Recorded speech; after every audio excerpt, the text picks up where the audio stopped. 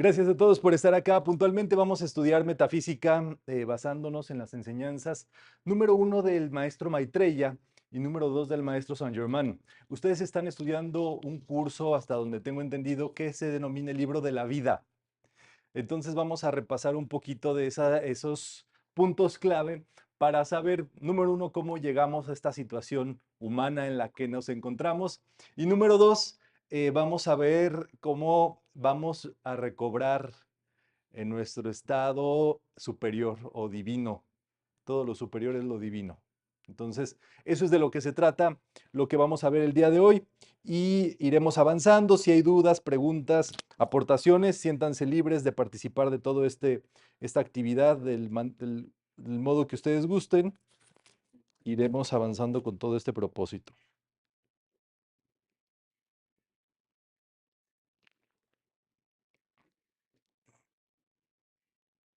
Muy bien, pues si se encuentran bien, si se escucha bien, si se siente todo correcto para ustedes, nada más vamos a hacer este signito que es que están de acuerdo con todas las consideraciones, son adultos, que están libres, disponibles, vinieron aquí por su propia voluntad. Muy bien. Entonces, con todo esto, vamos a ver esto que es la conciencia edénica. ¿Qué quiere decir la conciencia edénica? ¿A qué suena? Al Edén. Al Edén. ¿Y qué es el Edén? Es un restaurante. Aquí no hay Edén. El lugar donde todo era perfecto. El lugar donde todo era perfecto. ¿Qué más se dice del Edén? Un paraíso, el paraíso terrenal, o sea, aquí en la tierra. ¿Qué más?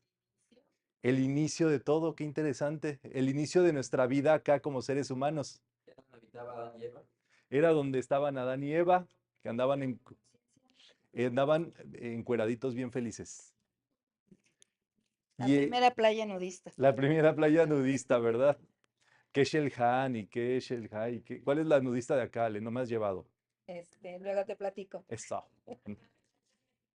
Entonces, la conciencia edénica justamente tendríamos que ver qué representa el jardín del Edén en nuestra vida. Arlet ya dijo algo, ¿verdad? Un estado de conciencia. ¿Y qué es un estado de conciencia? De aquello que sé que existe, de aquello que observo. Aquello que sé que existe, aquello que observo. ¿Qué es aquello que me doy cuenta? Un estado de conciencia Ajá. más que aquello de lo que me estoy dando cuenta es aquello que yo ya soy capaz de vivenciar. El estado de conciencia es aquello de lo que yo ya soy consciente, de lo que yo ya puedo realizar, Ujú. que yo ya sé que existe. Me gusta, me gusta. Podría ser de cómo percibimos la realidad.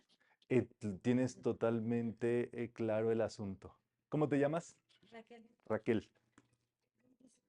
Mira, justo te sonó para que nos diéramos cuenta que eres tú, Raquel. Está bien, es un milagro, es un milagro. Estamos presenciando un milagro. Qué interesante eso. Entonces, el estado de conciencia es nuestra realidad. Es como nosotros vemos el mundo, aunque no sea así. Todos estamos viviendo en el mismo sitio, pero para unos puede ser el mejor lugar donde uno puede estar y para otros el peor lugar. ¿Por qué me mandaste acá? Nuestras familias, hay gente que dice, wow, qué bueno que nací en esta familia, y hay gente, yo no pedí nacer aquí. ¿Y qué creen? Sí pediste estar ahí, sí pediste estar en esa familia. Entonces, qué interesante esto, que nosotros reconozcamos el estado de conciencia como el lugar donde vivimos. Nunca nos podemos salir de nuestra conciencia.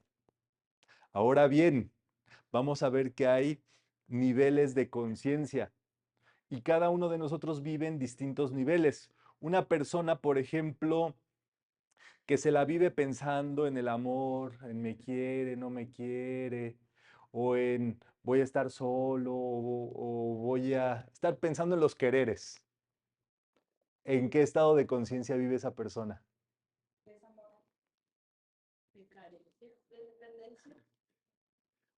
Podríamos decir todo eso, pero hay un estado de conciencia emocional que prevalece. Emocional. O sea, nosotros tenemos varios niveles, digámoslo así, de vida. Vivimos en varios planos a la vez, pero de acuerdo a nuestra tendencia de pensamiento y sentimiento, vivimos más en un plano. Entonces las personas que están buscando todo el tiempo el amor y miden su vida respecto a eso, a pesar de todo lo que estaba sucediendo, esas personas tienen un estado de conciencia emocional que prevalece. El amor o el reconocimiento, ¿no? El amor, el reconocimiento, ese me las va a pagar, el querer dominar al otro, es plano astral totalmente. Así es.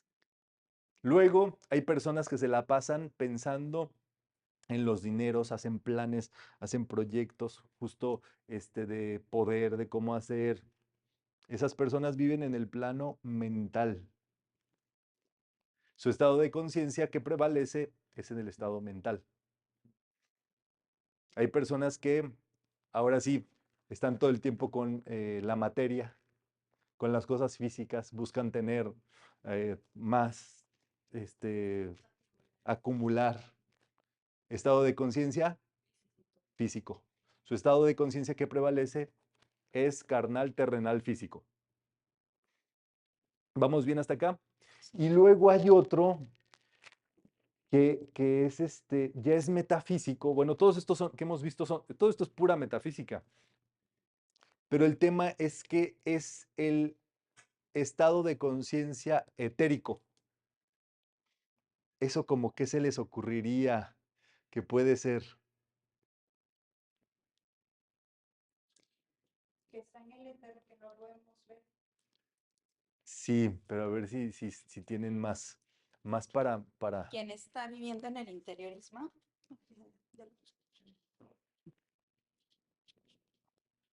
¿Quién vive más hacia el interior? Es que el astral es la más emocional, diríamos. Allí, Si levanta la mano, ¿quién va a hablar para que le acerque el micrófono? Como llevar por el mundo y en realidad no se ocupa de la parte humana, sino que está todo el tiempo viajando. sí, me gusta que opinen para un poquito hacer el caldo más gordo, ¿verdad? Ahí atrás, a ver. Gracias. Que no se identifica con ni el plano físico ni el plano emocional, o sea, que simplemente vive pero sin, digamos, sin hacerse hacia un lado. Ok, ¿ustedes saben cuál es el plano etérico? ¿Qué pasa en el plano etérico? Tiene varias leyes, son como 8 leyes, pero ¿qué pasa allí? Es donde se registran todas nuestras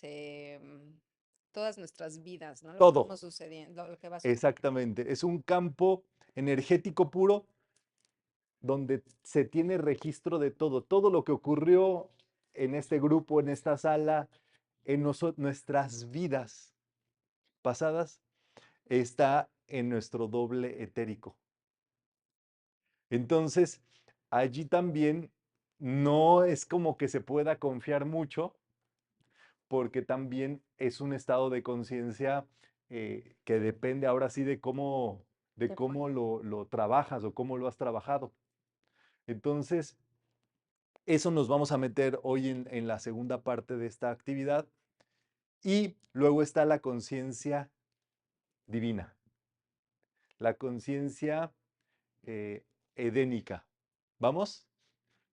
Por capas, diríamos así. Entonces, este jardín del Edén representa en nuestra vida todo lo superior. Maitreya es el maestro que enseña todo esto y para que ustedes sepan, es el maestro del maestro Jesús. Es el maestro de la Madre María. Es el maestro de Kuthumi. Es el maestro de maestros, para pronto. Es un ser de una gran luz reconocido en Oriente, a todas luces es el maestro que todas las filosofías orientales reconocen como el Buda que ha de venir. Y en Occidente lo conocemos justo a través de las enseñanzas metafísicas y también le ponemos en un nivel de jefe de jefes, pues. Una mirada preciosa. ¿Qué pasa justo con todo esto?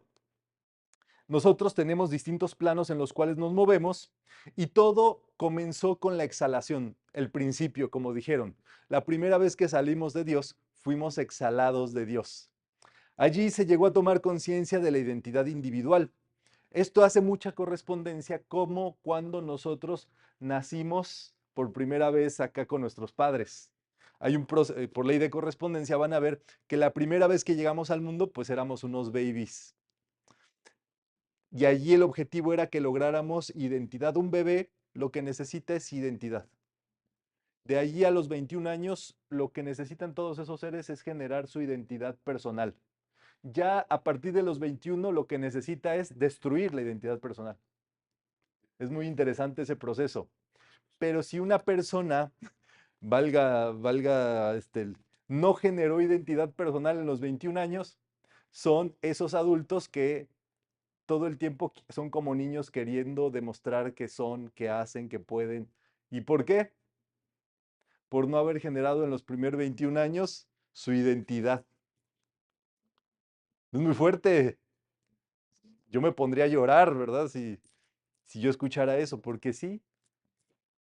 ¿Y qué pasa, Román, con Sí, Ale. aquellas personas que deciden, porque hasta los 21 años estás conectado emocionalmente con tu mamá en Ajá. particular, pero aquellos que deciden cortar ese vínculo antes de tiempo, que se van de casa antes a los 16 o que se casan o más aún que tienen hijos antes, ¿qué pasa con ese estadio hasta los 21 años donde creaste la personalidad? Es, Se corta, o sea, se precipita. sí, podríamos decir que es algo, se vuelve algo prematuro. No hace, digámoslo así, una diferencia o una cosa muy trascendental porque lo trascendental allí es que se da cortón al cordón umbilical.